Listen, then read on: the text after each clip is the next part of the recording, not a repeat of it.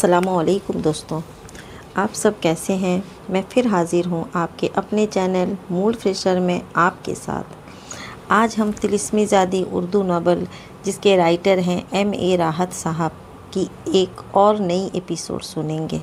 तो देर नहीं करके सुनते हैं आगे। सर, पानी का खुशबू, पानी की खुशबू। राजदेव ने दिलचस्पी से सिरातू को देखा। उनमें से किसी ने भी पानी की खुशबू महसूस नहीं की थी, लेकिन बहरतौर राजदेव और राव सिकंदर ये बात जानते थे कि सिरातू जंगलों का बासी है। चुनांचे पहले ये तय किया गया कि घोड़ों को दौड़ाकर सिरातू के बयान की तस्दीक कर ली जाए। सिरातू खुद भी उनके साथ था और बिलाशुबा दरख्तों के इस झुंड की दूसरी तरफ एक अच्छी खासी वसी व अरीज़ झील नज़र आ रही थी। राव सिकंदर ने पुरख्याल अंदाज में दाहिना गाल खुजाते हुए कहा, राज, झील बहुत उम्दा है, लेकिन क्या तुम इस बात को नज़रअंदाज कर दोगे कि जंगली दरिंदों का मस्कन भी यहीं होगा? कम से कम पानी पीने के लिए वो यहाँ ज़रूर आते होंगे। इस हिसाब से यहाँ रुकना मुनासिब होगा। वो तो ठीक है राव, लेकिन इस झील से फ़ायदा न उठाना भी तो गैर मुनासिब होगा मेरे ख्याल में। अगर मेरी राय उससे ज़रा मुख्तलिफ है। राव सिकंदर ने दरमियान से राजदेव की बात काट दी। क्या हम कैंप यहीं लगाते हैं? झील का फासला बहुत ज़्यादा दूर नहीं है। कल दिन की रोशनी में झील के पानी से फ़ायदा उठा लिया जाएगा। बहरतौर ये बात शिकारी जानते ही थे कि वीरान जंगलों में झीलों के किनारे कयाम का क्या नतीजा होता है। चुनांचे कैंप उसी जगह रहने दिया गया। दूसरे लोग तो पानी के लिए तरस रहे थे। इतने दिन के सफ़र में नहाने वगैरह का कोई बंदोबस्त ही नहीं हो सका था। चुनांचे झील का नाम सुनकर सभी के मुंह में पानी आ गया था, लेकिन अभी उस पानी को मुंह से दूर ही रहना चाहिए था। ये दो माहिर शिकारियों का फैसला था। चुनांचे यहीं कैंप कायम कर लिया गया। झील का किनारा तो एक अलग बात थी। वैसे ही यहाँ से बहुत से ऐसे मनाजिर देख लिए गए जिनसे ये अंदाज़ा हुआ कि वाकई झील के किनारे क़याम करना बेहद ख़तरनाक होगा। चाँद आज भी आसमान पर नहीं था, लेकिन आसमान इतना शफ़ाफ था कि उस पर टिमटिमाते हुए सितारे अच्छी खासी रोशनी बिखेर रहे थे और थोड़े फासले की चीज़ भी देखी जा सकती थी। बहुत ज़्यादा रात भी नहीं गुजरी थी। इन लोगों ने कोई आग वगैरह रोशन नहीं की थी, लेकिन बहरतौर पहरे का माकूल बंदोबस्त था। अभी तमाम लोग आपस में गुफ्तगू और चहलकदमियाँ ही कर रहे थे कि अचानक ही कुछ अजीब व गरीब आवाज़ें सुनाई दी, और इन आवाज़ों को दूसरे लोग समझे हों या न समझे हों, लेकिन राजदेव और राव सिकंदर फ़ौरन राइफ़लें संभाल कर मुस्तैद हो गए थे। उन्होंने थोड़े ही फासले पर चरखों का एक जोड़ा देखा जो आहिस्ता आहिस्ता उन्हीं की जानिब बढ़ रहा था। सब ने दम साध लिए। जरा सी आहट होती और चरखों के कान खड़े हो जाते। राजदेव चंद लम्हात सोचता रहा। उनके शिकार से कोई फ़ायदा नहीं था। गोली चलाने का खतरा इस वक्त मोल लेना मुनासिब नहीं था। हो सकता है आसपास जंगली जानवर हों। इसी तरह खासी देर गुजर गई। चरखों का जोड़ा उनके करीब आना चाहता था, लेकिन हिम्मत नहीं कर पा रहा था। फिर दफ्तन ही राजदेव ने राव का शाना दबाया और राव सिकंदर की निगाहें राजदेव के इशारे की जानिब उड़ गईं। एक कौवी हेकल शेर जंगली दरख्तों के झुंड से निकलकर कदम ब कदम चरखों के जोड़े की जानिब बढ़ रहा था। खुले मैदान में अभी तक उसने आधा फासला ही तय किया था कि उसकी निगाह किसी और जानिब उठ गई। उसने गालिबन घोड़ों को देख लिया था जो एक सिमत बंधे हुए थे, और फिर वो इतने ज़ोर से दहाड़ा कि चरखे दहशत से बुरी तरह चीखते हुए भाग उठे। शेर ने एक लम्हे के लिए कुछ सोचा और फिर वो चरखों के पीछे चल पड़ा, गोया भभकी दे रहा हो। चरखे इस तरह दौड़ रहे थे जैसे कोई बला उनके पीछे लग गई हो, लेकिन उसने ज़्यादा दूर तक उनका ताक़ीब नहीं किया। उसकी निगाहों में घोड़ों की ज़्यादा अहमियत थी। वो रुक गया और अपनी जगह खड़े होकर घोड़ों की जानिब देखने लगा। राव और राजदेव ने निशाने बांध लिए थे। शेर के बारे में उन्हें अंदाज़ा था कि वो चंद कदम आहिस्ता आहिस्ता आगे बढ़ेगा और उसके फ़ौरन बाद ही घोड़ों पर छलांग लगा देगा। चुनांचे वो दोनों पूरी तरह होशियार थे, लेकिन घोड़ों की छठी हिस्स ने भी उन्हें खबरदार कर दिया था कि खतरा सर पर मौजूद है। चुनांचे वो बेचैन नजर आ रहे थे। सिरातू ने इस मौके पर समझदारी का सबूत दिया और घोड़ों के पास पहुंचकर खड़ा हो गया। बहरतौर वो एक बहादुर आदमी था और ये जानने के बावजूद कि शेर घोड़ों की तरफ मुतवज्जा है, उसने अपने आप को हलाकत में डाल दिया था। इस सूरत में राव सिकंदर और राजदेव की जिम्मेदारी ज़्यादा बढ़ गई थी। शेर उनके अंदाजे के मुताबिक आहिस्ता आहिस्ता चंद कदम आगे बढ़ा। तमाम लोग दहशत भरी निगाहों से जंगल के बादशाह की ये कैफियत देख रहे थे। फिर दफ्तन ही शेर के हलक से एक और खौफनाक दहाड़ निकली और उसने घोड़ों की तरफ छलांगे मारना शुरू कर दी। लेकिन राजदेव और राव सिकंदर भी होशियार थे और बिलासुबह वो आज भी इतने ही माहिर शिकारी थे जितने किसी ज़माने में होते थे। चुनांचे दोनों की राइफलों ने बेक वक्त गोलियां उगली और ये दोनों गोलियां शेर के जिस्म के दो मुख्तलिफ हिस्सों में पेवस्त हो गईं। शेर की एक खूंखार दहाड़ सुनाई दी और वो एक लंबी फलांग लगाकर ज़मीन पर गिर गया। चंद लम्हात ज़मीन पर तड़पता रहा, उसके बाद फिर अपने कदमों पर खड़ा हो गया और इस बार उसका रुख इन दोनों की जानिब था। कर्नल फिरोज़, प्रोफेसर गौरी और भरत चंद्र के हलक से डरी डरी सी आवाज़ें निकल गईं, लेकिन दूसरी दोनों गोलियां शेर के दिमाग पर पड़ी थी। उसने उल्टी कल्लाबाजी खाई और कई कलाबाजियाँ खाता हुआ उनसे तकरीबन 15-20 फीट के फासले पर आ गया। इस वक्त भी उसकी वहशतनाक आंखें उनकी जानिब निगरां थीं और वो अपने आप को संभालने की कोशिश कर रहा था, लेकिन फिर आहिस्ता आहिस्ता पंजों के बल बैठता चला गया। चंद ही लम्हात के बाद उसकी थूथनी ज़मीन पर जा लगी। गोलियों ने उसका भेजा उड़ा दिया था। राजदेव और राव सिकंदर उसकी जानिब दौड़ पड़े। कर्नल फिरोज़ के हलक से एक आवाज़ निकली, लेकिन फिर उसने अपना मुंह बंद कर लिया। जाहिर है इस मसले में वो उन्हें नहीं टोक सकता था। वो सब शेर के करीब पहुंच गए। बहुत खौफनाक शेर था। काफ़ी देर तक उसका जायज़ा लिया गया, फिर वो उसे वहीं छोड़कर वापस आ गए। थोड़ी देर तक उसी पर तबादला ख्याल किया गया और फिर गैर मुतल्लका लोगों को आराम करने की हिदायत कर दी गई। पहरे की जिम्मेदारी राजदेव और राव सिकंदर ने संभाल ली थी। इस वक्त यही ज़रूरी था। दोनों ने मुतफ़क्का फ़ैसला किया था कि तवील क़याम के लिए ये जगह कतई गैर मौजू है, क्योंकि झील की वजह से यहाँ जानवरों का दबाव ज़्यादा रहेगा, इसलिए कहीं और कैंप लगाया जाए। रात के दूसरे पहर का आगाज़ ही हुआ था कि दफ्तन सोने वाले जाग गए। अचानक गोलियां चलने की आवाज़ें उभरी थी और चंद लम्हात में इन आवाज़ों ने शिद्दत अख्तियार कर ली थी। अभी उनकी सिमत का अंदाज़ा नहीं हो सका था, लेकिन ये आवाज़ें सबके लिए हैरत का बाइस थीं। राव सिकंदर ने चीख कर दूसरे लोगों से कहा कि वो खड़े न हों, क्योंकि गोलियों का रुख इधर भी हो सकता है। उसकी हिदायत पर सब ने अमल किया और वो सब कहनियों के बल ज़मीन पर औंधे लेट गए। कर्नल फिरोज़ ने सबको राइफ़लें संभालने की हिदायत कर दी थी और फिर वो अपनी राइफ़लें संभाले उनके करीब पहुंच गया। क्या ये आवाज़ झील की जानिब से आ रही है कर्नल? नहीं, इनका मरकज़ दाएं सिमत है। फासला कितना होगा?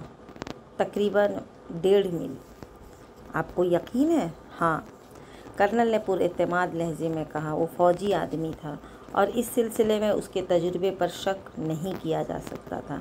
चंद लम्हात खामोशी रहने के बाद फिर उसने कहा, उनकी तादाद किसी तौर पर 15-20 से कम नहीं है। कौन लोग हो सकते हैं? राजपुर ख्याल अंदाज में बोला। एक ही तरफ जहन जा सकता है, यानी हमारे दोस्त गारसा का काफिला। लेकिन वो गोलियां किस पर चला रहे हैं? कम से कम इस तरफ नहीं, कर्नल ने जवाब दिया। फायरिंग मुसलसल 10 मिनट तक पूरी शिद्दत से होती रही। जंगल का हौलनाक सन्नाटा बुरी तरह मजरूह हो गया था। जंगली जानवर वहशत ज़दा होकर भाग रहे थे। सोते हुए परिंदे चीखते हुए फ़ज़ा में बुलंद हो गए थे। जंगली जानवरों के कदमों की धमक भी सुनाई दे रही थी। कभी कभी शेर की दहाड़ भी गूंज उठती। एक अजीब सी अफरा तफरी का आलम था। फिर गोलियों की आवाज़ें बंद हो गईं, लेकिन उन्होंने बहुत से जानवरों को साए में दौड़ते हुए देखा। दो मुस्तअद थे कि जानवरों की ये गोल बदहवासी में इधर का रुख करें तो उन्हें संभाला जा सके, लेकिन खुशकिस्मती से ऐसा नहीं हुआ। वो मुस्तअदी से माहौल पर निगाह जमाए हुए थे, और इस वक्त तक ये मुस्तअदी कम न हुई जब तक ये आवाज़ मादूम न हो गई। कर्नल फिरोज़ आहिस्ता से बोला, अब क्या इरादा है राव? कुछ नहीं कर्नल, बस आराम करें। क्या मतलब? हम इस वक्त किसी हिमाकत का मुजाहरा नहीं करेंगे। सुबह से पहले यहाँ से हिलना भी मुनासिब नहीं होगा। कर्नल ने कहा, एक ग्रोह के बारे में तो ये अंदाज़ा कायम किया जा सकता है कि वो एडमंड गार्सा का ग्रोह हो सकता है, लेकिन दूसरा ग्रोह? लेकिन मुमकिन है उनमें आपस में फूट पड़ गई हो। सब कुछ मुमकिन है। तो अब हमें क्या करना चाहिए? राज बोला, तमाम अमकानात को निगाह में रखना होगा राज। कोई धोखा भी हो सकता है। इस बात के अमकानात भी तो थे कि हम इन आवाज़ों का राज मालूम करने के लिए बेअख्तियार दौड़ पड़ते, और उसके बाद क्या होता सोचा जा सकता है। ओह, राज ने आहिस्ता से कहा और खामोश हो गया। बाकी रात बड़ी बेसुकून गुजरी थी। दूसरी सुबह तय किया गया कि पहले झील का रुख किया जाए, उसके बाद कर्नल की तयीन करदा सिमत में बढ़कर देखा जाए कि क्या सूरत हाल है। तजज्जुस सबको था, लेकिन सभी को जल्दबाजी के मुजाहरे से रोक दिया गया था। चुनांचे इत्मीनान से छोलदारी उखाड़ी गई और फिर झील की तरफ बढ़ने लगे। झील का मंजर दिन की रोशनी के बावजूद बेहद खौफनाक था। जानवरों के ढांचे पड़े हुए थे, दरिंदों के पंजों के निशानात नजर आ रहे थे, लेकिन झील बेहद शफ़ाफ थी। चुनांचे सब ही मचल गए। कंदील का एहतराम माने था, चुनांचे उसे वहाँ से कुछ फासले पर ले जाया गया, और उसके बाद बाकी लोग लिबास उतार कर झील में कूद गए। साफ शफ़ाफ पानी में काफ़ी देर तक नहाना होता रहा। फिर गज़ाल और राजदेव को नहाने का मौका दिया गया, और सबसे आखिर में झील के चारों तरफ घेरा डालकर रुख तब्दील कर लिए गए, और कंदील को भी पानी में उतरने की इजाज़त दे दी गई।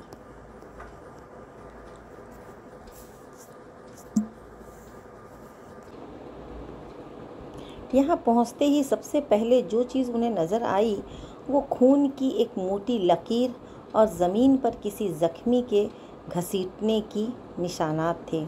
वो सभी घोड़ों से नीचे कूद गए और तेज़ी से राजदेव के पास पहुँच गए। फिर राजदेव के कुछ कहने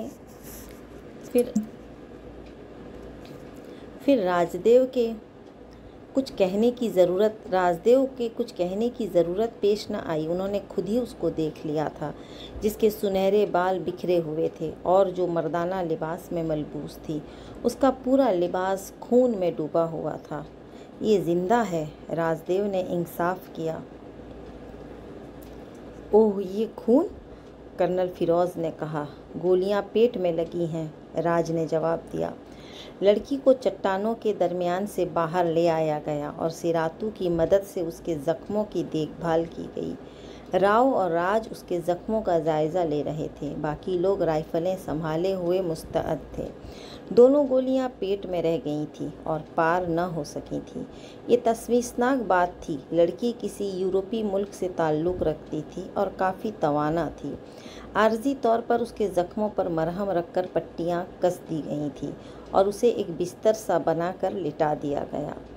काफ़ी मुश्किल सूरत हाल दरपेश थी। सब जानते थे कि वो एडमंड की साथी है, लेकिन हर बात से कतई नज़र वो इंसान थी और एक इंसानी ज़िंदगी का मामला था। सब मशवरा करने बैठ गए, क्या करना चाहिए। गोलियां पेट में हैं, कुछ करना ज़रूरी होगा। खून भी काफ़ी बहा है। गालिबन ये ज़ख्मी होने के बाद घसीटती हुई इन चट्टानों के दरमियान आई है। लेकिन क्या किया जा सकता है? क्या ये इस आलम में वापसी का सफ़र कर सकती है? बस्ती भी करीब नहीं है। बस्ती में अस्पताल तो न होगा। सरकारी डिस्पेंसरी है सर, बट इधर डॉक्टर नहीं होता, सिरातू ने कहा। अस्पताल कहाँ है सिरातू? उसके लिए रायपुर जाना होगा। ओ माय गॉड, इसमें तो 1 हफ्ता से ज़्यादा लग जाएगा, राव ने परेशानी से कहा।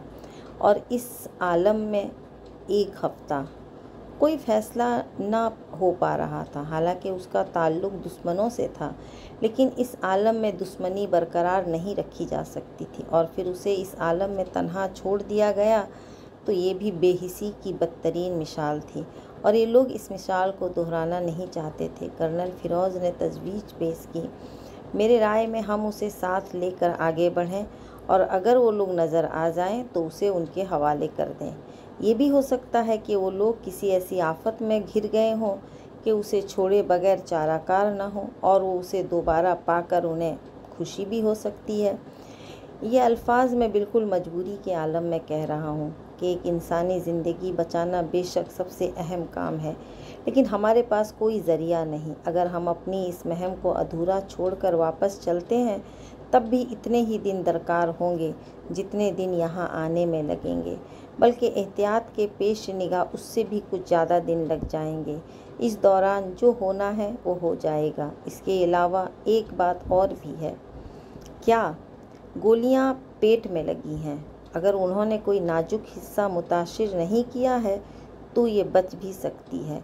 गोलियां अक्सर जिस्म के मुख्तलिफ हिस्सों में रह जाती हैं और इंसान पूरी उम्र गुजार लेता है। उससे ज़्यादा कुछ मुमकिन भी नहीं है कर्नल, बस इतना ही किया जा सकता है, राव ने कहा। चुनांचे एक स्ट्रेचर बनाया गया और लड़की को उस पर लिटा दिया गया। उसके बाद दीगर चीज़ों का जायज़ा लिया गया। ये बात समझ में नहीं आ रही थी कि उनका मुकाबला किससे हुआ था और वो कौन लोग थे। सिरातू की खोज ने जीप के निशानात तलाश कर लिए और वो चीख चीख कर उन सब को निशानात के बारे में बताने लगा। सब ने ये निशानात देखे, वो जीपों के निशानात थे। उससे इस बात की तस्दीक हो गई कि वो लड़की एडमंड की साथी ही थी। गोया एडमंड के 2 साथी हौलनाक हादसों का शिकार हो गए। एक वो मर्द जिसे कोई वहशी दरिंदा चबा गया और दूसरी ये लड़की। प्रोफेसर गौरी ने भरत चंद्र से कहा, भरत, एक इंसाफ मेरे पेट में बहुत देर से गड़बड़ कर रहा है। और भरत चंद्र चौंक कर प्रोफेसर को देखने लगा। ये 3 चट्टानें फूल की पत्तियों की मानींद हैं। वो नक्शा जिसमें मुख्तलिफ नक्श बने हुए थे इन 3 चट्टानों का इजहार भी करता था। मुझे अच्छी तरह याद है। ओह गुड, इसका मतलब है कि हम सही रास्ते पर जा रहे हैं। ये बात तो दूसरे लोगों को बताना ज़रूरी है, भरत चंद्र ने कहा। सभी इस इंसाफ से खुश हुए थे। ये भी तो सोचिए हजरात कि एडमंड भी सही रास्ते पर है, राव ने कहा। यकीनन उसने नक्शे की तफसीलात मालूम करने का कोई माकूल बंदोबस्त ज़रूर किया होगा और फिर वो नक्शा उसके पास मौजूद है। ये जगह तवील क़याम के लिए बुरी नहीं, लेकिन रात का हंगामा भी उसमें खटक रहा है और उसे मखदूस करार दिया जा सकता है। चुनांचे यूँ किया जाए कि आज का सफ़र और कर लिया जाए, उसके बाद पहली मुनासिब जगह हम क़याम कर लेंगे। इस तरह ज़ख्मी लड़की की देखभाल भी हो जाएगी और हम थकन उतार लेंगे। यूँ तो इन इलाकों को कहीं भी गैर मकदूस नहीं कहा जा सकता, राव सिकंदर ने कहा। किसी ने एतराज़ नहीं किया और फिर सब वहाँ से उठ गए। लड़की के ज़ख्मों की एहतियात की वजह से सफ़र बहुत सुस्त रफ्तार रहा और शाम को 4 बजे तक वो सिर्फ चंद मील ही जा सके। फिर एक जगह भी मुनासिब सी नज़र आ गई। इलाका चट्टानी ही था, लेकिन साफ़ सुथरा और किसी हद तक महफूज भी था। इस दौरान उन्हें जीपों के निशानात मिलते रहे थे, लेकिन ताहत निगाह कोई गाड़ी नज़र नहीं आई थी। तवील क़याम के लिए मुंतखब जगह छोलदारियाँ वगैरह नस्ब कर ली गईं। चट्टानों में मोर्चे बना लिए गए और उसके बाद दूसरे मामूलात का आगाज़ हो गया। राव ने कहा, हम लोग पे दर पे कुछ ऐसे वाक़यात का शिकार रहे कि अभी तक जंगल की ज़िंदगी का लुत्फ़ भी नहीं उठाया जा सका। मेरे ख़्याल में इस क़याम के दौरान हिरन वगैरह तलाश करेंगे। ताज़ा गोश्त को तरस गए हैं। दरिंदा जाग उठा, राजदेव ने मुस्कुराते हुए कहा।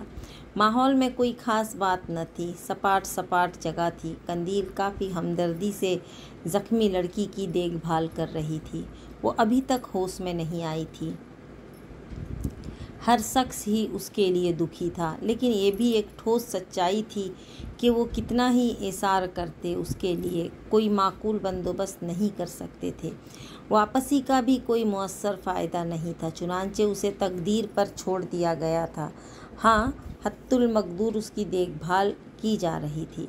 कंदील इस वाक़े के बाद से बिल्कुल नॉर्मल थी और इस वक्त भी लड़की के पास ही सो रही थी।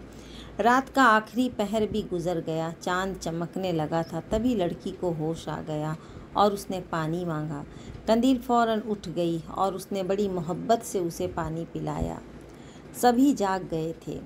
लड़की पानी पीने के बाद देर तक आसमान को तकती रही। उसके चेहरे पर सोच के गहरे साए नज़र आ रहे थे।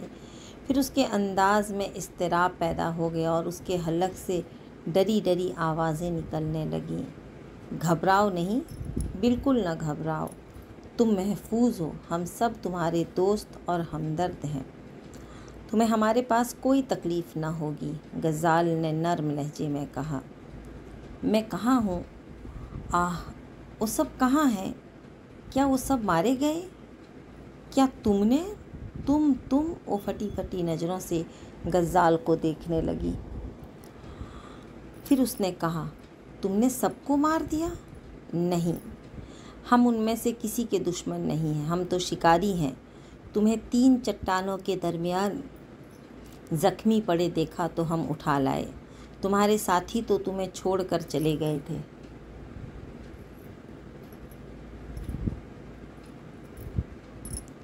पानी, मुझे पानी दो, उसने कहा। प्रोफेसर, उसे कॉफ़ी दी जा सकती है? प्रोफेसर, उसे कॉफ़ी दी जा सकती है? गज़ाल ने पूछा। ज़ख्म पेट में है, मगर पानी भी तो देना ही होगा। मेरे ख़्याल में कॉफ़ी दे दो। कॉफ़ी तैयार हो रही थी। लड़की को कॉफ़ी पिलाई गई और उसके चेहरे पर बसासत नज़र आने लगी। उसने शुक्रगुजार नज़रों से उन्हें देखा। तुम्हें अंदाज़ा है कि तुम्हारी पेट में गोलियां लगी हैं? कर्नल फ़िरोज़ ने कहा। गोलियां? हाँ, वो रोने लगी। मैं ज़ख्मी हो गई थी और वो मुझे मैंने माटलर के पाँव पकड़ लिए थे, मगर उसने अपनी जान बचाने के लिए मुझे धक्का दे दिया और वो मुझे छोड़कर चले गए। सब चले गए। हालांकि मैं वो सिसकने लगी। खुद को संभालो और हमें बताओ कि हम तुम्हारे लिए क्या करें। कुछ नहीं, प्लीज़, कुछ नहीं, मुझे यहीं छोड़ दो। मैं खुद को सज़ा देना चाहती हूँ।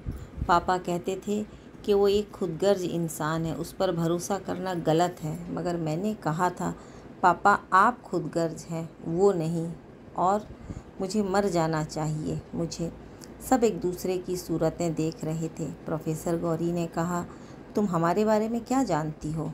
मैंने अंदाज़ा लगा लिया है। आप लोग गारसा की पार्टी के लोग नहीं, लेकिन आई एम सॉरी। आप मुझे यहीं छोड़ दें, प्लीज़, आप लोग मुझे यहीं छोड़ दें। तुम्हारा क्या नाम है बेटी? कर्नल फ़िरोज़ ने कहा।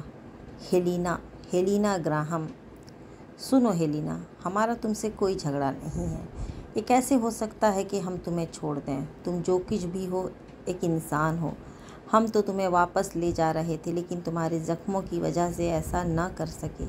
तुम्हारी हालत बेहतर हो जाए तो मुकम्मल तौर पर आज़ाद होगी। अगर तुम वापस जाना चाहोगी तो तुम्हारी मदद की जाएगी, और अगर गारसा के पास जाना चाहोगी तो तुम्हें उसके पास पहुंचा दिया जाएगा। नहीं, मेरा अब उनसे कोई ताल्लुक़ नहीं है। मैं तो माटलर के साथ आई थी। माटलर कौन है? एक खुदगर्ज और बेगैरत इंसान। मेरा अब उससे कोई ताल्लुक़ नहीं है। सभी के जहनों में तजस्सुस था और वो लड़की से बहुत कुछ पूछना चाहते थे गारसा के बारे में। उसके साथियों के बारे में, उस शख्स के बारे में जिसे किसी जानवर ने हलाक कर दिया था। बहुत से सवालात थे उनके जहन में जिनका जवाब उस लड़की से मिल सकता था, लेकिन इतनी गुफ्तगू करने के बाद उसके चेहरे पर नकाहत टपकने लगी थी और आवाज़ में कमज़ोरी महसूस होने लगी थी। चुनांचे उससे मज़ीद गुफ्तगू का फ़ैसला मुलतवी कर दिया गया। जहन के आखिरी गोशों में ये एहसास भी था कि हो सकता है लड़की जांबर ना हो सके। गारसा के बारे में ज़्यादा से ज़्यादा मालूमात हासिल की जा सकती हैं, लेकिन यहाँ कोई भी वैसी सिफत और खुदगर्ज नहीं था, न ही किसी खजाने की तलाश में जा रहा था जिसकी वजह से उनके दिल में मक्कारी हो। इंसानी हमदर्दी को अव्वलियत दी गई थी और यही वजह थी कि हेलिना के साथ ये तमाम लोग बड़ी मोहब्बत से पेश आ रहे थे। चुनांचे उसकी इस कैफियत के पेश निगाह उससे मुजीद सवालात का सिलसिला मुनक़ता कर दिया गया। कंदील चूँकि ख़ास तौर से लड़की की जानिब मुतवज्जा नज़र आ रही थी, इसकी एक वजह ये भी हो सकती थी कि इस पूरे ग्रोह में पहली बार एक लड़की का इजाफा हुआ था। इसलिए कंदील की फरमाइश पर हेलिना को कंदील की छोलदारी में पहुंचा दिया गया। यहाँ क़याम के सिलसिले में चूँकि ये तय किया गया था कि इस जगह काफ़ी वक्त गुजारा जाएगा, बशर्ते कि कोई ख़ास हादसा न पेश आए। चुनांचे तमाम ही लोग जरा तवील क़याम के लिए तैयारी कर रहे थे। राव सिकंदर शिकार के लिए बेचैन था, लेकिन अब तक उन्होंने एक ख़ास तरीक़ाकार रखा था, यानी अगर किसी को कहीं फासले पर जाना हो तो राव सिकंदर या राजदेव में से एक आदमी दूसरे लोगों के पास ज़रूर रहता था, ताकि एक शिकारी की हैसियत से वो जंगल के मामलात पर निगाह रखे और किसी खतरे से निमटने के लिए माकूल हिदायत दे सके। ये तरकीब आज तक कारगर हो रही थी और वो किसी खतरनाक हादसे से बचे हुए थे। राव की बेचैनी देखकर राजदेव ने हंसते हुए उसे इजाज़त दे दी और कहा कि आज वो शिकार का गोश्त खिलाए। राव खुश हो गया था। यूँ तो इन लोगों में से तमाम ही लोग शेर और शिकार के रशिया थे और इन जंगलों में आमद का मकसद भी यही सब कुछ था, सिवाय कंदील के मसले के। लेकिन एतदाल से काम लिया जा रहा था। जहाँ तक गज़ाल का ताल्लुक़ था, अब तक वो एक आम साथी की हैसियत से सफ़र करता रहा था। हालांकि न जाने उसके जहन में क्या क्या होगा, लेकिन कंदील की कुर्बत उसे बाकी तमाम चीज़ों से ज़्यादा अजीज़ थी। चुनांचे शिकार के लिए जिन लोगों का इंतखाब हुआ वो राव सिकंदर, भरत चंद्र और सिरातू थे। बाकी लोगों ने बखूसी उन्हें जाने की इजाज़त दे दी थी कि कर्नल फ़िरोज़ ने ज़िम्मेदारी ली थी कि वो पूरी एहतियात के साथ कैंप की निगरानी करेंगे। राजदेव और गज़ाल वगैरह भी मुस्तैद थे। प्रोफेसर गौरी ने भी हंसते हुए अपनी खिदमत पेश की थी और कहा था, भाई मैं जानता हूँ कि तुम लोगों के दरमियान में एक बूढ़े बैल की हैसियत रखता हूँ, लेकिन इत्मीनान रखो, इस बूढ़े बैल की सींग भी ज़रूरत पड़ने पर बहुत तेज़ साबित होंगे। सिरातू, राव और भरत चंद्र घोड़ों पर सवार होकर चल पड़े।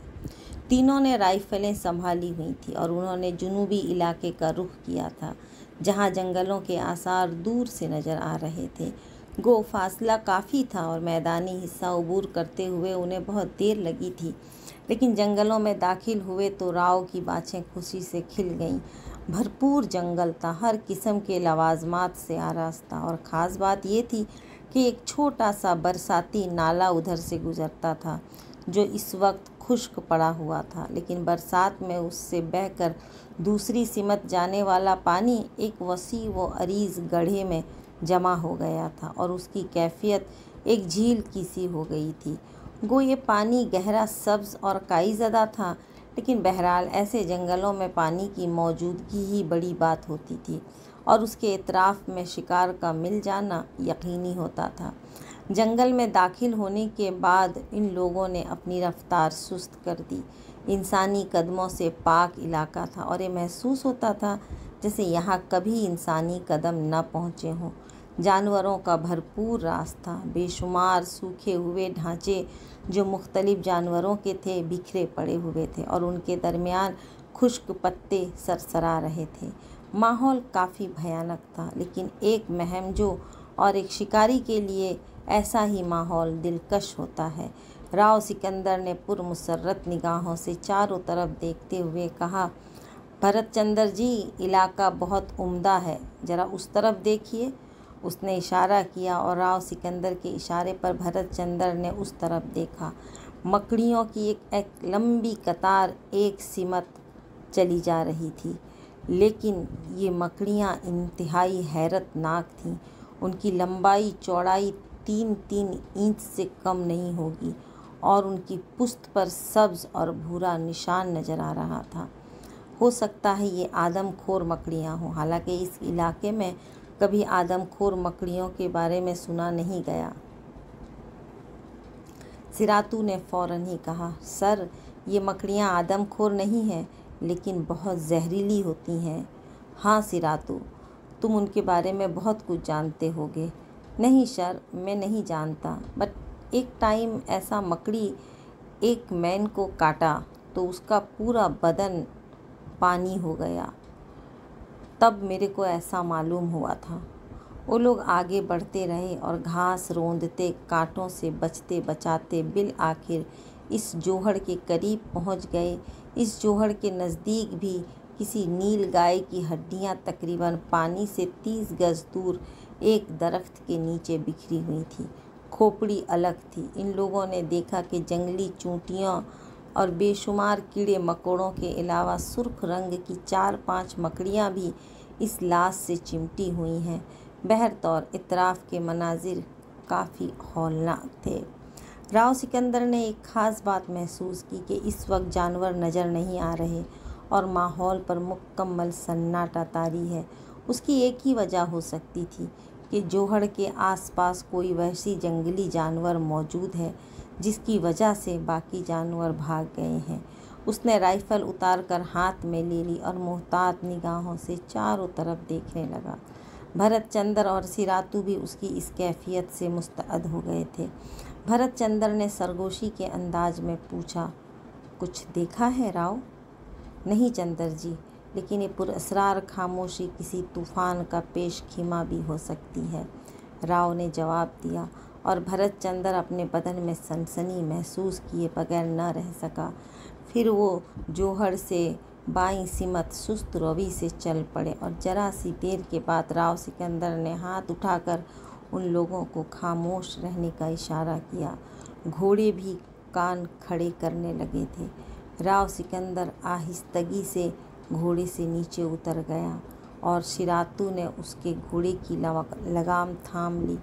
अभी राव सिकंदर ज़्यादा दूर नहीं गया था कि अचानक ही उसकी निगाह स्याह चूंटियों की एक लंबी कतार पर पड़ी, जो दरख्तों की जानिब जा रही थी।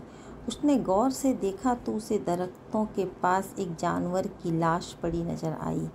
गालिबन वो जंगली भैंसा था, लेकिन उसके साथ ही उसने कुछ और भी देख लिया था। एक खूंखार गलदार लाश के ऐन पीछे चुपचाप खड़ा उसकी जानिब वो घूर रहा था। गलदार को देखकर राव सिकंदर एकदम मुस्तअद हो गया और दम साध कर गुलदार का जायज़ा लेने लगा। चंद लम्हात खामोशी रही, फिर गुलदार ने दबे पांव भैंसे की लाश के गिर्द चक्कर लगाया और उसका पिछला हिस्सा खाना शुरू कर दिया। गोश्त चबाने और हड्डियां कड़कड़ाने की आवाज़ें सिरातू और भरत चंद्र के कानों में भी पहुंच रही थी। गुलदार अब काम में मसरूफ़ रहा। उसने राव सिकंदर को नज़रअंदाज कर दिया था।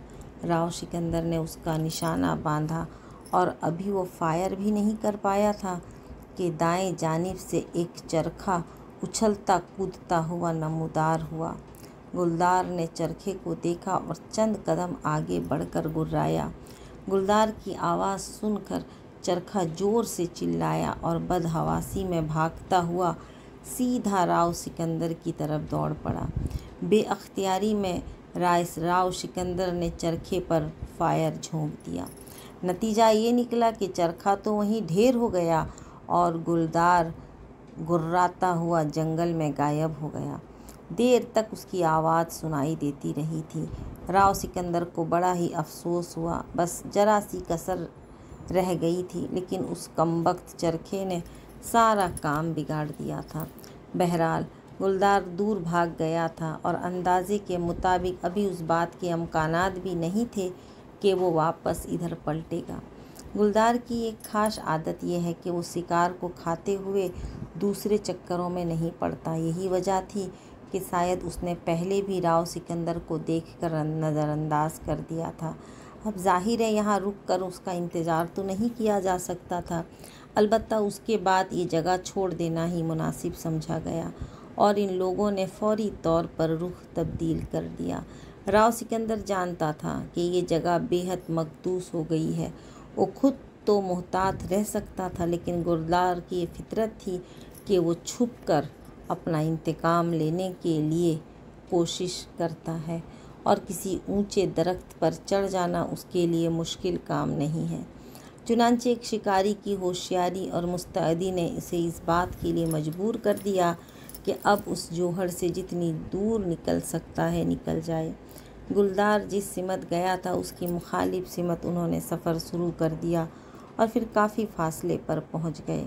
सिरातू और भरतचंद्र किसी कदर खौफजदा अंदाज में आगे बढ़ रहे थे। गुलदार को देखकर उन पर जो वहशत तारी हुई थी और उसके ज़िंदा बच जाने से जो खौफ पैदा हुआ था, अभी उसने उनका साथ नहीं छोड़ा था। लेकिन उसके बाद फिर उन्हें संभलना पड़ा। सिरातू ने थोड़े फासले पर पड़ी हुई कोई शय देखी थी और शर शर करने लगा। राव सिकंदर उसके इशारे की जानिब मुतवज्जा हुआ और उसे भी एकदम होशियार हो जाना पड़ा। यकीनी तौर पर वो इंसानी बदन थे, चमकदार, दिन की रोशनी में साफ नज़र आ रहे थे। घोड़ों ने लंबी लंबी जख्दें भरी और वो इन इंसानों के करीब पहुंच गए। राव सिकंदर घोड़े से कूद गया। दो अफराद थे, अजीब से लिबास में मलबूस, अजीब से चेहरों के मालिक। उनके चेहरों पर नोकीली और ऊपर को उठी हुई मूछें थीं, कलमें ठोड़ियों तक आ रही थीं। बाल लंबे लंबे थे, बदन कवी हैकल थे और उनकी लाशें ज़्यादा पुरानी नहीं मालूम हो रही थीं। ये अंदाज़ा भी नहीं हो रहा था कि वो जंगली जानवरों का शिकार हुए हैं। उनके जिस्म खून आलूद जरूर थे, लेकिन उधड़े हुए नहीं थे। राव सिकंदर ने गौर से देखा तो उसे उन दोनों के जिस्मों पर गोलियों के निशानात नज़र आए। कई गोलियां उनके जिस्मों में लगी थी और उन्हीं गोलियों से हलाक हुए थे। राव सिकंदर ने हैरत अंदाज में भरतचंद्र की तरफ देखा और इसी वक्त सिरातू की आवाज़ निकली, सर सर, ये सरधानियाँ हैं, सरधानियाँ। राव सिकंदर ने सवालिया निगाहों से सिरातू की तरफ देखा तो वो कहने लगा, दरियाई लुटेरे सर, दरियाई लुटेरे, उनका यही हुलिया होता है। ओ, लेकिन उनके जिस्मों में गोलियों के निशानात। अचानक ही भरतचंद्र बोल उठा, अगर ये दरियाई लुटेरे हैं राव सिकंदर, तो फिर हम ये बात कह सकते हैं कि ये गारसा और उसके साथियों के गोलियों का शिकार हुए। मुमकिन है रात के मारके में ज़ख्मी हो गए हों और किसी न किसी तरह भागकर यहाँ आ गए हों और फिर उन्होंने दम तोड़ दिया हो। इस तरह ये मसला हल हो सकता है कि रात को गारसा और उसके साथी किन लोगों से उलझे थे। माय गॉड, उसका मकसद है कि इन दरियाई लुटेरों ने गारसा की पार्टी पर हमला किया था। वैसे तुम्हारा क्या ख्याल है भरतचंद्र, क्या हम लोग, मेरा मतलब है कि कैंप वाले महफूज हैं? महफूज तो नहीं कहा जा सकता राव, लेकिन इस बात के इम्कानात नहीं है कि दिन की रोशनी में हम पर हमला आवर हो। फिर भी मोहतात रहना ज़रूरी होगा। ये सिर्फ 2 बहरी लुटेरे हैं जो हलाक हुए हैं और हो सकता है ये दोबारा इस सिमत का रुख करें। जब उनका मकसद लूट मार है तो उसके लिए कोई फ़र्क तो नहीं होगा उनकी निगाहों में, जहाँ से भी वो लूट मार कर सकें।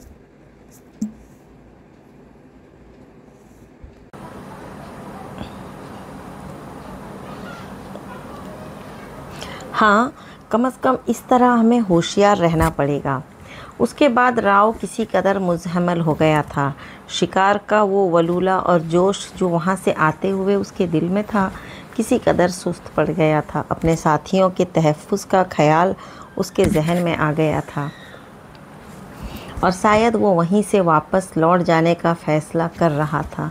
लेकिन उसकी खुशकिस्मती ही थी कि एक सांभर हुंकारता हुआ उसके निशाने पर आ गया और राव सिकंदर ने भागते भूत की लंगोटी ही मुनासिब समझी।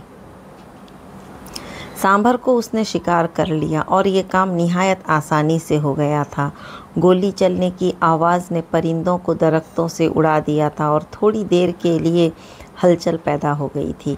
गीदड़ों का कोई गोल जो आसपास ही छुपा हुआ था, चीखता चिल्लाता वहाँ से दौड़ पड़ा था और सूरत हाल इस वक्त फिर ज़रा परेशान कुन हो गई थी, क्योंकि इन आवाज़ों पर गुलदार यहाँ पर एक वहशी दरिंदे को बोला जाता है।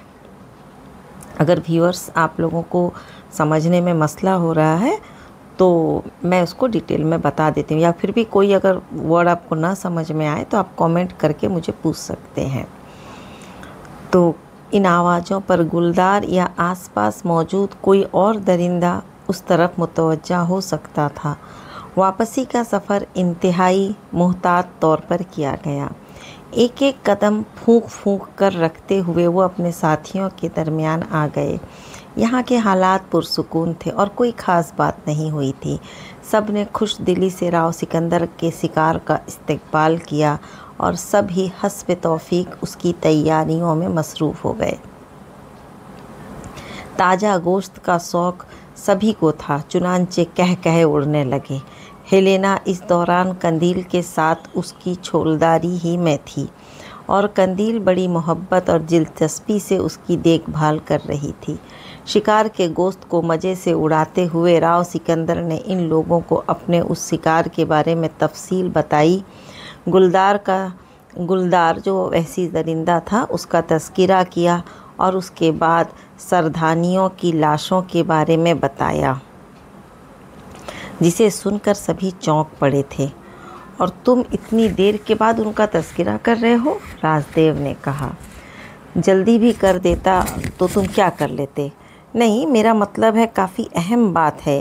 क्या इस बात की तवक्को नहीं की जा सकती कि ये दरियाई लुटेरे दोबारा उस तरफ का रुख करें और हमें भी एडमंड के ग्रोह की तरह उनका मुकाबला करना पड़े? अगर ऐसा हो जाए राजदेव तो क्या करोगे? राव सिकंदर ने कहा। नहीं, मेरा मतलब है क्यों ना ये जगह छोड़ दी जाए और हम उनके इलाकों से दूर निकल जाएं। नो सर, नो सर, वो इस इलाके में दूर तक जाते हैं जहाँ ज़्यादातर वो बस्तियों का रुख करते हैं। इधर उन्होंने समझा होगा कि आसानी से शिकारियों को लूट लेंगे। इनसे दूर दूर तक का रास्ता महफूज नहीं है। हो सकता है वो इन लोगों के पीछे चल पड़े। सिरातू ने अपने मखसूस अंदाज में कहा और सभी मुस्कुरा पड़े। तब राव सिकंदर बोला, बेकार है राजदेव, जंगल की ज़िंदगी हमारे लिए अजनबी तो नहीं है। कौन कह सकता है कि यहाँ से चंद फरलांग के फासले पर मुसीबतें किस तरह हमारे इस्तकबाल के लिए तैयार हों।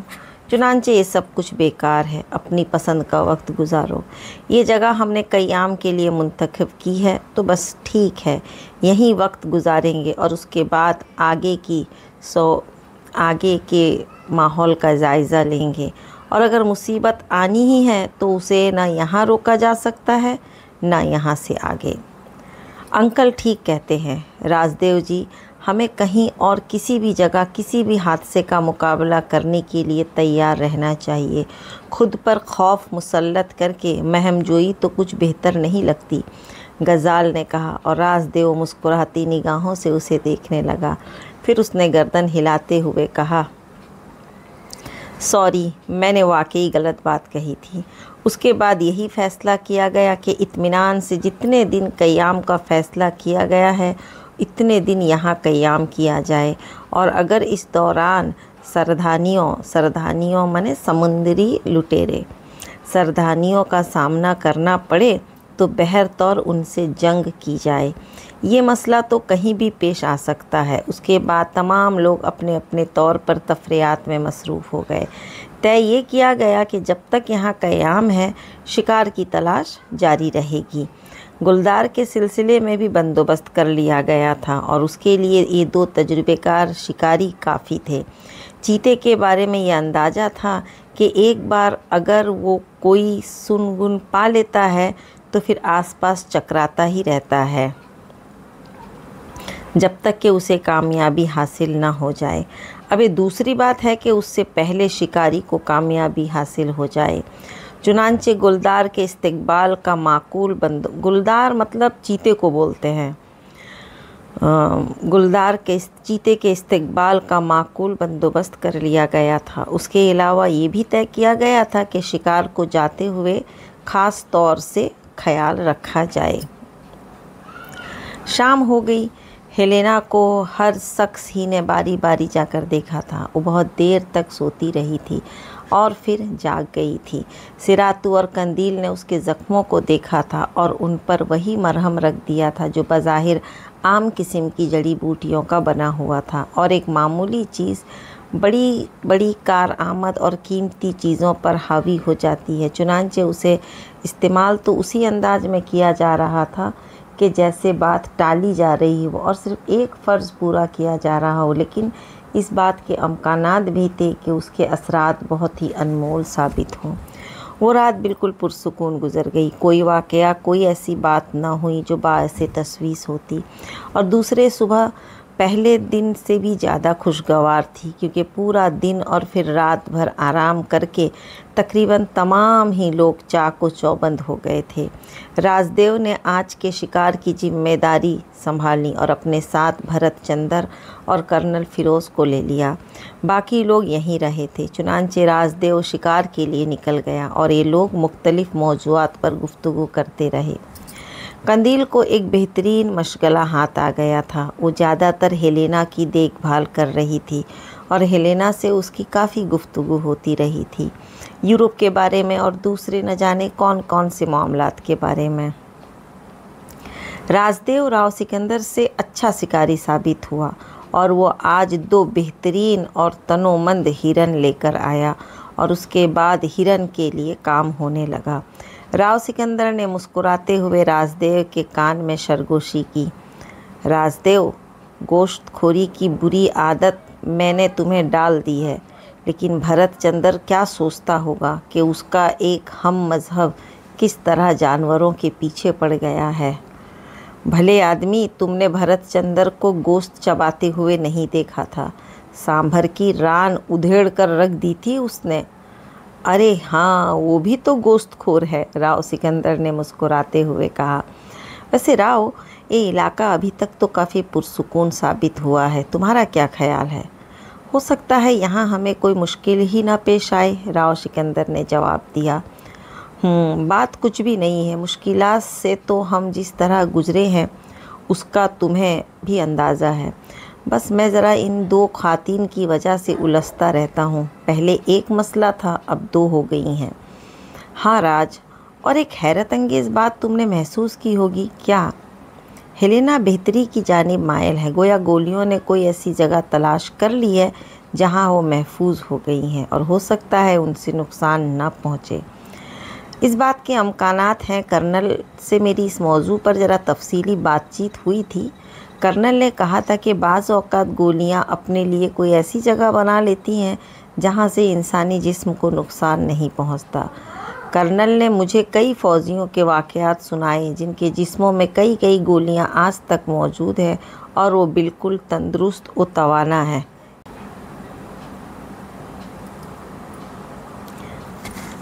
लेकिन उसके बाद ये सवाल पैदा होता है कि अगर ये दुरुस्त हो गई तो हम क्या करेंगे। ये उस पर मुनहसर है कि हमने नेक नियति से उसे अपने दरमियान जगह दी है, और मेरा ख्याल है अगर वो ठीक हो जाए और अपने साथियों के दरमियान जाना चाहे तो हम उसे किसी भी ऐसी जगह जहां उस बात के अमकानात होंगे कि एडमंड ज़्यादा दूर नहीं है, उसे एडमंड के हवाले कर देंगे।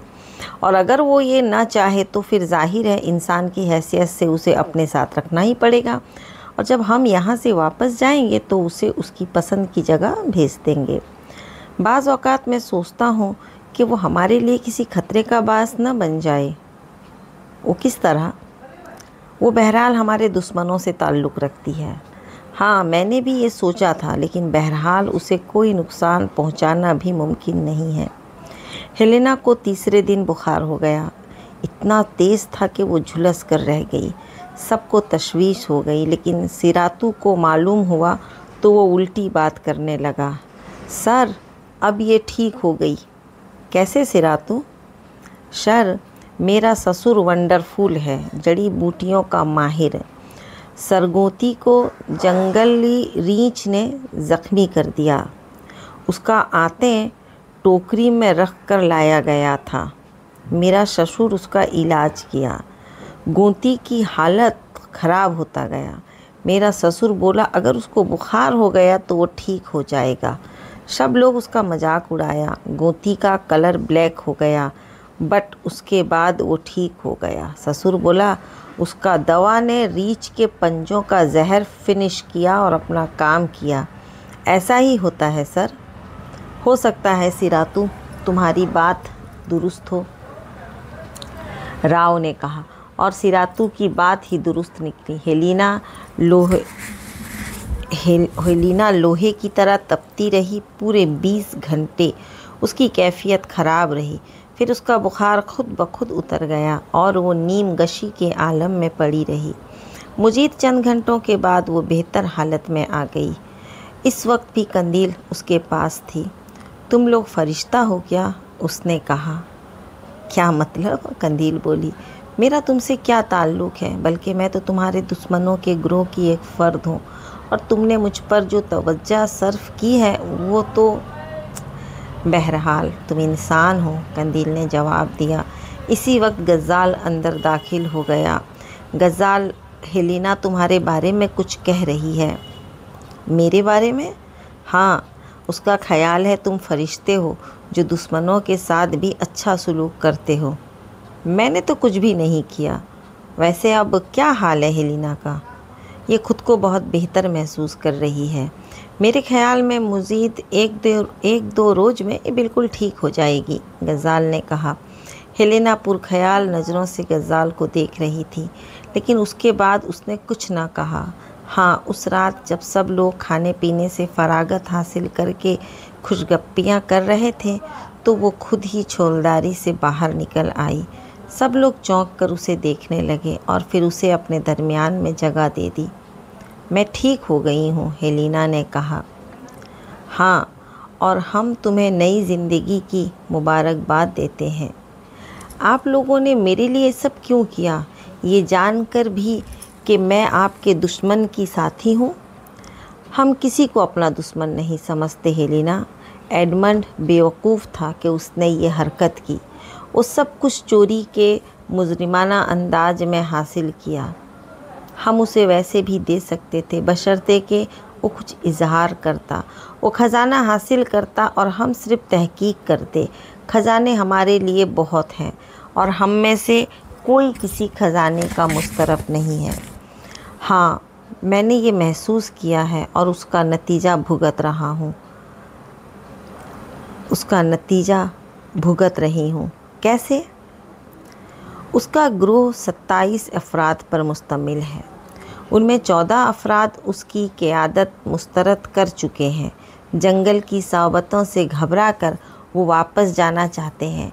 एडमंड ने उनके हथियार छीन लिए हैं और उसे उनकी निगरानी करनी पड़ती है। गोया उनमें आपस में फूट पड़ गई है। ज़बरदस्त। लुइस को अगर हथियार मिल गए तो वो उनके लिए मौत भी साबित होगा। लुइस कौन है? यूरोप का एक ज़राइम पेशा, लेकिन अब वो ख़जाना नहीं चाहता। दूसरा ग्रोह उसी का है। उसके ग्रोह का एक आदमी शेर का शिकार हो गया था, जिसके बाद से वो सब बददिल हो गए। मगर एडमंड ने उन्हें वापसी की इजाज़त नहीं दी और चालाकी से उन्हें कैद कर लिया। अब वो कैदियों की हैसियत रखते हैं। गोया ज़बरदस्ती की जा रही है उनके साथ। हाँ, लेकिन लुइस कुछ करके रहेगा। एडमंड का पूरा ग्रुप अजीब नफसा नफसी का शिकार हो गया है। सब एक दूसरे को शक की निगाह से देखते हैं। मुझे यकीन है कि उनकी ये महम जान खोने के अलावा और कोई हैसियत नहीं रखती। हेलेना, एडमंड के साथ एक इंसानी लाश थी, एक औरत की लाश। उसे उसने किस तरह महफूज किया है? राव सिकंदर ने पूछा। वो यकीनन तुम्हें उसके बारे में कुछ नहीं मालूम होगा। लाश अब उसके पास कहाँ है? क्या मतलब? वो एक अजीब कहानी के साथ गायब हो गई। मैं उसे कहानी इसलिए कह रही हूँ कि मैं इस पुरअसरार वाक़ये की ऐनी गवाह नहीं हूँ, हेलेना ने कहा, और अब सब सनसनीखेज़ निगाहों से उसे देखने लगे। ये इंसाफ बेहद अनोखा था। तो दोस्तों, इसके बाद क्या होगा आगे, जानने के लिए मेरे चैनल में बने रहें मेरे साथ। वीडियो अच्छी लगे तो लाइक, शेयर और सब्सक्राइब ज़रूर करें। फिर मिलते हैं एक और नई एपिसोड के साथ। तब तक दुआओं में याद रखें। अल्लाह हाफ़िज़।